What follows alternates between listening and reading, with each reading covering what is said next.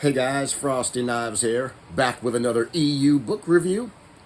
And I do want to apologize in advance for the way I sound and sounding hoarse and any coughing that might happen because I am still dealing with being a little bit under the weather. But I did want to get this video review out to you. So today we are talking about Book 2 of A.C. Crispin's Han Solo trilogy. We are talking about the Hutt Gambit. So, what goes on with this book? Well, this book takes place 5 years after Paradise Snare. At the end of the Paradise Snare, Han Solo has entered the Imperial Academy. He's going to be part of the Navy. At the beginning of the Hutt Gambit, Han has been cashiered out of the Imperial Navy. He has been tossed out after 5 years, and after having achieved the rank of lieutenant, he has been tossed out of the Navy in disgrace. And why was he tossed out? He was tossed out because he prevented an Imperial officer from beating a slave. And that slave that he saved was Chewbacca. So that is the EU's explanation of how Han meets Chewbacca and why Chewie has a life debt with Han, because he was saved from possibly being murdered when he was a slave to the Empire. So now we have Han, who has been disgraced and kicked out of the Navy, and we have Chewbacca. Han and Chewbacca are together again, finally. This is where it all starts. So Han is at a bar, drinking his worries away, and he decides what he needs to do. And so he thinks about all of the things that he's done in his past, and he finally decides that he is going to commit to the one thing, the only thing that he feels he is consistently good at, and that is being a smuggler. So Han Solo and Chewbacca go full-on smuggler route. They are going to put all of their energy into being the best smugglers that they can. And the way Han decides to do that is that he is going to work for the biggest smuggler and crime lord that he can find, that he knows of, which is Jabba the Hutt. So this is when Han and Chewie start working for Jabba. Han goes to the Hutt homeworld of Nal Hutta, which also has the moon of Nar Shaddaa, which is the smuggler's moon. And he goes to Jabba and Jabba's uncle, Jiliak, and he says, I want to work for you. I want to be a smuggler for you. I want to be the best smuggler for you. And Jabba agrees. And this is where Jabba and Han's relationship begins. And he spends a good chunk of the book doing smuggling work for Jabba.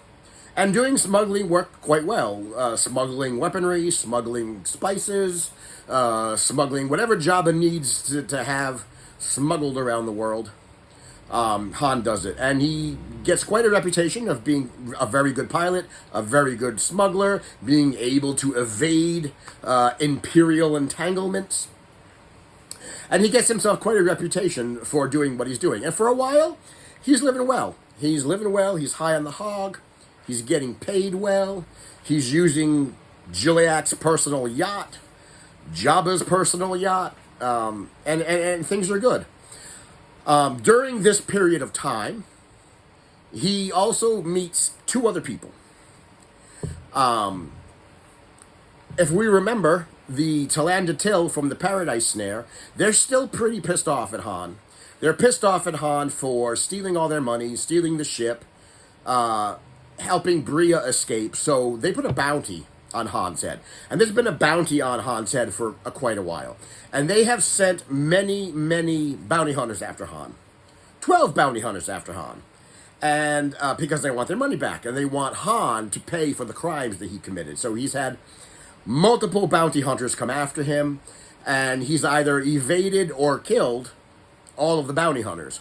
So they finally get upset about it. And they say, you know what? I'm going to put a $20,000 bounty on his head, and we're going to send the best bounty hunter after Han.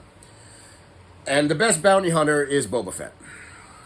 This is where Boba Fett meets Han for the very first time. Now, I have a little bit of an issue with this part of the book. I think it's too early for Han to meet Boba Fett. I think it's far too early in Han's trilogy arc to meet Boba Fett. I don't think Han should have met Boba Fett until he dumped the spice for Jabba, and Jabba put the bounty on him with Boba Fett.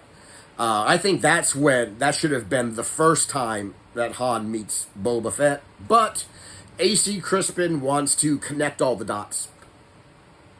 So she sends Boba Fett after Han. And Boba Fett almost gets Han. Almost gets Han into his ship. Except Han is rescued from Boba Fett by Lando Calrissian.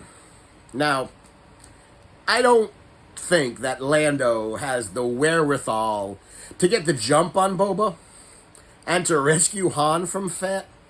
So I do have an issue with that book. I really wish that they would have made that particular scene just a generic bounty hunter and not Boba. But we have Boba Fett, and we have Lando rescuing Han from Boba Fett, and this is how Lando meets Han. And so Han asks the obvious question of him, which is, why were you looking for me?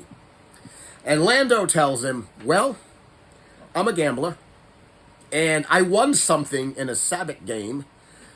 I won a ship, and I don't know how to pilot it, and I hear you're one of the best pilots in the area, so I want you to teach me how to fly my ship. That ship, of course, being the Millennium Falcon.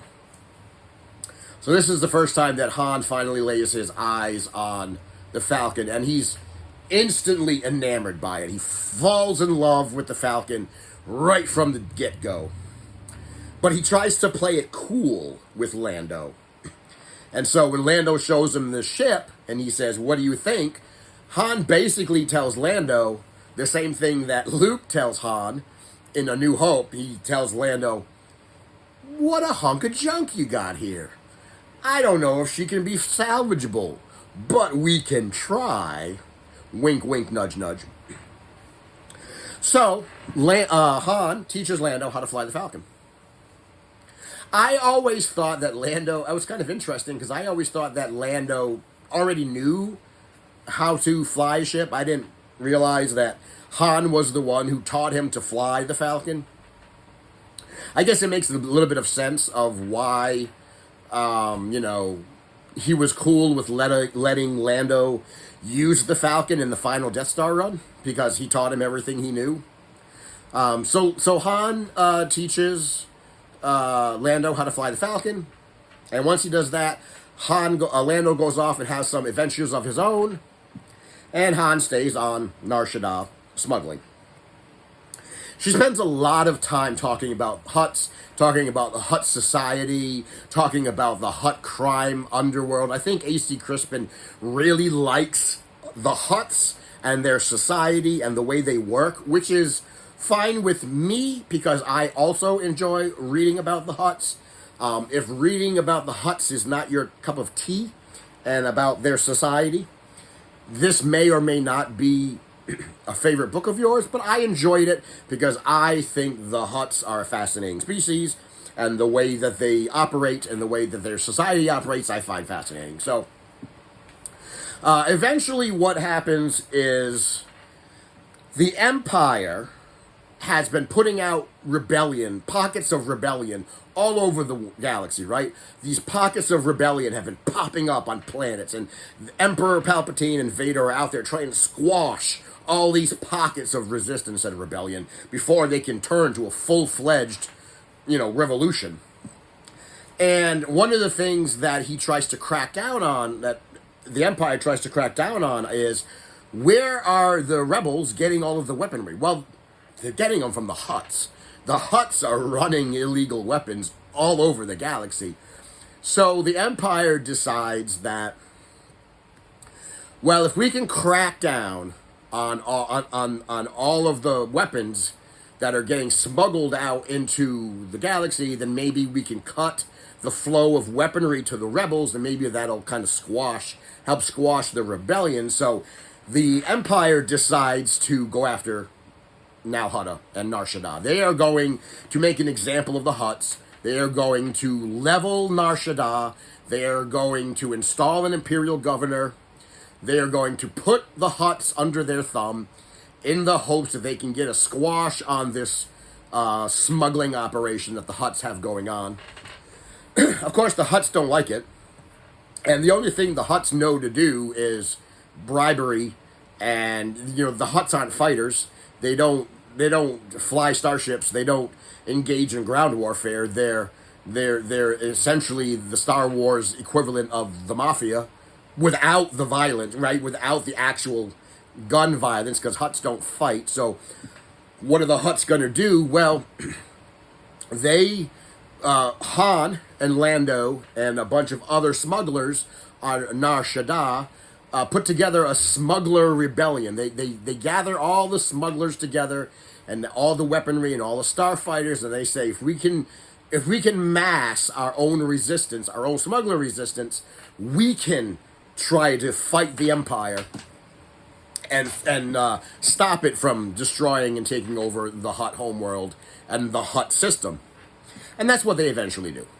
That's the end of the book. The book ends with the Battle of Nar Shaddaa, with all of the smugglers raising up arms against the Empire, and eventually defeating the Empire and preventing the Empire from taking over the Hutt homeworld. So Lando goes to bat for Jabba and Jiliak and all the Hutts and fights against the Empire to save the smuggler syndicate. And it works. And that's pretty much how the book ends. And Han goes back to his life as a smuggler. So, what did I think about this book? I really liked this book a lot. One of the things that I liked a lot about this book is that A.C. Crispin was able to weave all of Han's smuggler friends from all these other books that we will get to. And she sort of weaves them all into this book, right? So we get to see Mako Spince and Shug Ninx and Salazend and Zaveri and all the different people that Han knew as smugglers that he will see again in other books down the road. She introduces them all here on Nar Shaddaa. So we get to see the whole smuggler consortium, which is fun. This was a very well-written book. The Battle of Nar Shaddaa was very well-written. And I just want to take a little bit of moment to talk about Han, to talk about Chewie, and maybe talk about the Hutts just a little bit. Because now that we're getting into characters that we know, I just want to talk a little bit about these characters so that we have this in the back of our heads going forward. Let's talk a little bit about Han. I want to tell you my theory on Han Solo. And this is what I think. This is nothing that was ever brought up in the movies, in the expanded universe novels, in the short stories, or the graphic novels. Nobody has ever touched on this, to my knowledge. If someone has, please correct me, because I don't know if it was ever touched on anywhere else. But we know that Han has a bit of a disdain for organized religion and magic and things like that. And we also know that, he calls the Force hokey religion, and we know that he's not a Jedi. He cannot use the Force. He doesn't even believe in the Force. He calls it all hokey. But the more you read about Han and what Han can do, his piloting skills, his innate intuition, his luck, his ability in gunfights, his sixth sense, if you will, of knowing when danger may pop up or knowing when something may be going sour. It is my belief that while Han is not a Jedi, I believe Han is slightly force sensitive. And the more you read about what Han does, and the more we get into what Han does, his piloting skills, the Kessel Run, his ability in a gunfight, his ability to navigate asteroid fields, his insane ideas that always work. I think Han is slightly force sensitive. And it makes sense. It makes sense that he is slightly force sensitive, knowing that he eventually will marry Leia, and knowing that he will eventually have children that will be full-fledged Jedis. I think there is a good argument to be made that Han Solo, at the very least, unknowingly, is a tad force sensitive. And when you think of Han in that kind of term, then all of the things that he will do, and has done, and will do in the future, makes a little bit more sense, rather than it just being pure shit luck.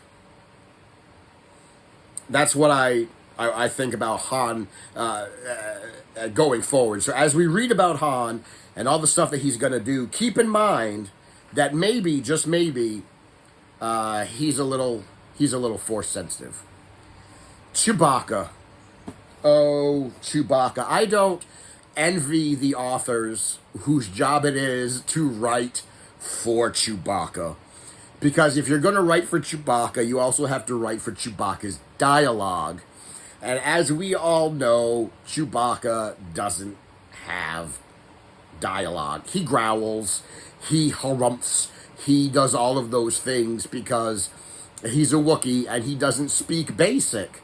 So I always am curious to see how authors approach Wookiee speak, approach how Chewie speaks.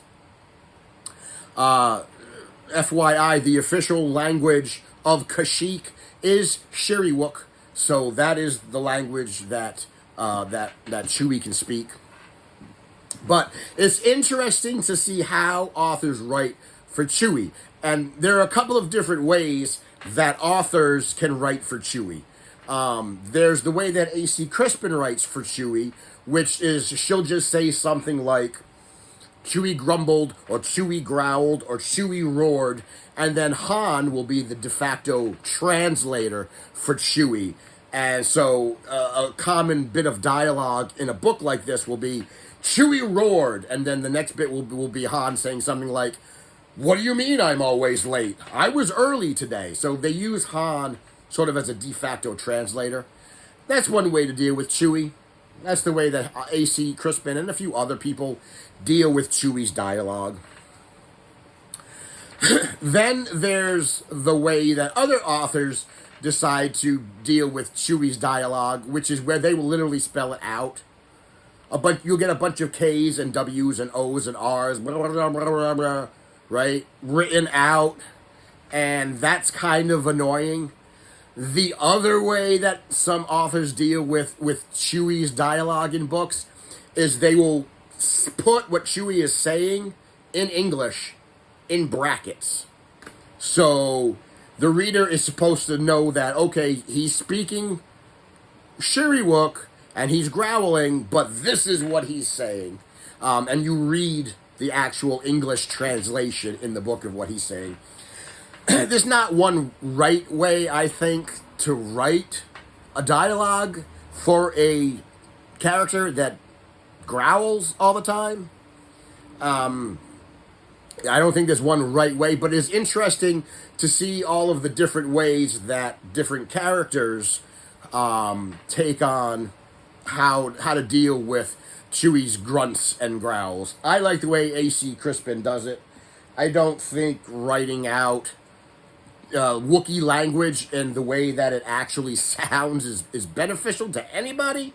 Some people do that. Maybe some people like that. But I like the way Crispin dealt with it. And we're going to get a lot more of adventures of Chewie and Han, so we'll see going forward how other authors deal with it. And finally, there's the issue of the topic of the Hutts.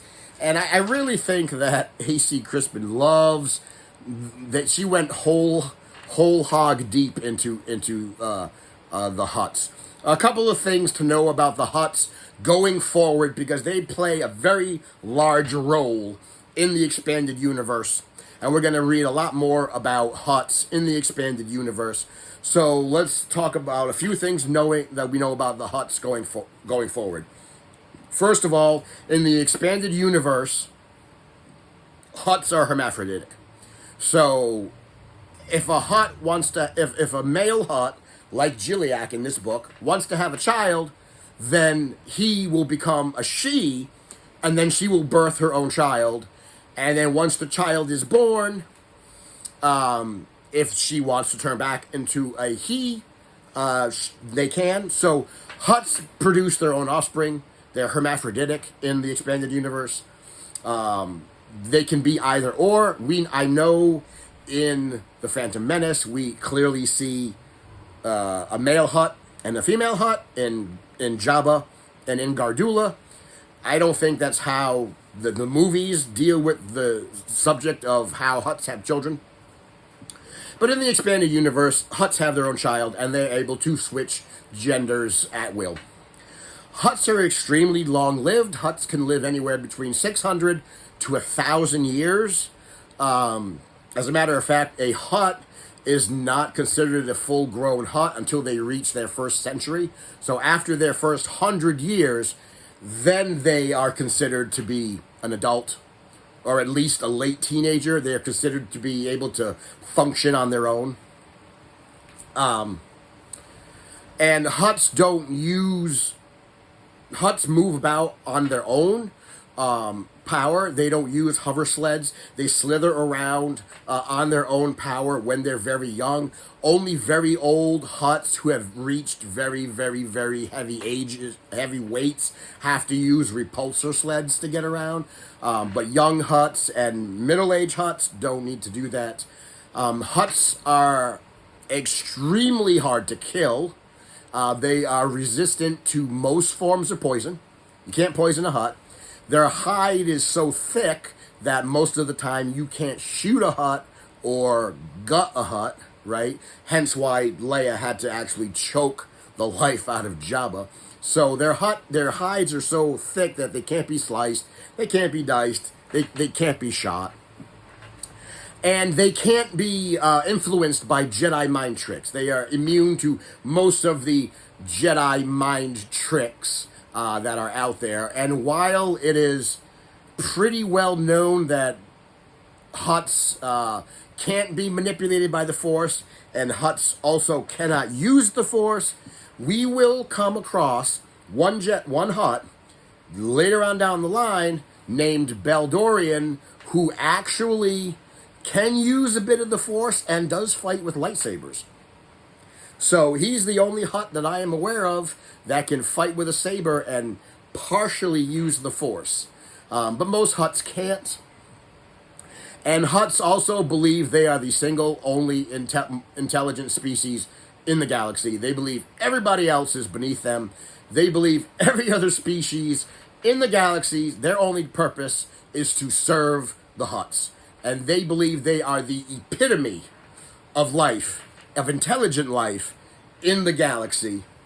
They are also major crime lords, smuggling rings, crime syndicates. They're into everything. They are into drugs. They are into weapons. They are into slaves. They are into all kinds of things. That is what the Hutts do. They are the Star Wars version of the Mafia. And I am fascinated by them. So guys, that is my review of Star Wars The Hutt Gambit. I loved this book. I thought it was very well written. I gave it a 4 on Goodreads. It is a very good middle book in a trilogy. I enjoyed it very, very, very much. Paradise Snare and The Hutt Gambit were 2 books that were very, very well written, and they capture the essence of all of the characters, Jabba, Han, Chewie, Lando, very, very well. The next book that we're going to read is we're going to go way back, and remember how I told you that after Han taught Lando how to fly, the Falcon, he went out, Lando did, and had some adventures Well, we're going to read about his adventures. We're going to read about the Lando Calrissian adventures that were written in the mid-'80s, starting with Lando Calrissian and the Mind Harp of Sharu. So there are 3 Lando Calrissian books, and we are going to read and review the first one. That is going to be the next book on our list. So guys, that is my review of A.C. Crispin's The Hutt Gambit. Hope you enjoyed it. If you've read it, let me know. Let me know what you've thought about it. Put your comments down below. As always, if you like the video, give it a thumbs up. Share it around. Tell your friends. Tell your enemies. Tell those people that, really, really, really like the Hutts as a species. And until next time, thank you for coming to my TED Talk. And I will see you in the next review.